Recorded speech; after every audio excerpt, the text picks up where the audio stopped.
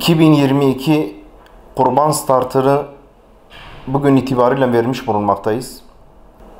Daha önceki yıllarda bize yapılan kurban bağışlarını en temiz, en hijyen ortamlarda Allah'ın izniyle yerine getirdik. Onları ulaştırılması gereken yerlere ulaştırdık. Bu sene de inşallah bize yapılacak olan bağışları en güzel şekilde kesip en güzel temiz ortamlarda, hijyenik ortamlarda yerine ulaştırma amacındayız.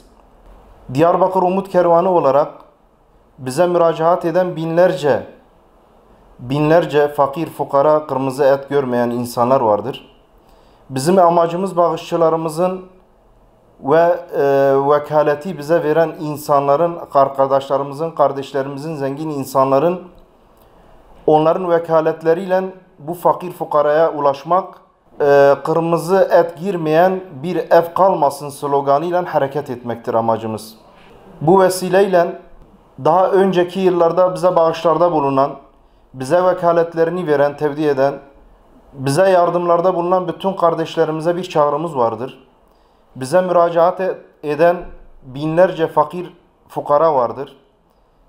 Allah'ın izniyle biz bu bize verilecek olan bağışlardan bütün bu bize müracaat eden fakirlere et ulaştırmak amacındayız. Bizim çabamız, bütün gayretimiz, bütün bu bize müracaat eden insanlara kırmızı et ulaştırmaktır.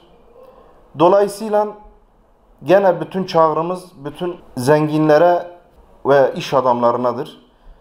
Siz eğer kurbanlarınızı bize vekalet olarak verirseniz inşallah biz de en güzel şekilde onları keser, yerine ulaştırırız. Dilemek isteyen bizim bağışçılarımız gelip bizimle beraber bu sevince de ortak olabilirler.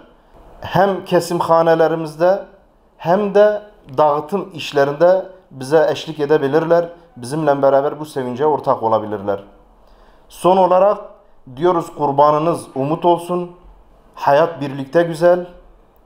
Rabbim bütün Müslüman kardeşlerimizden razı olsun.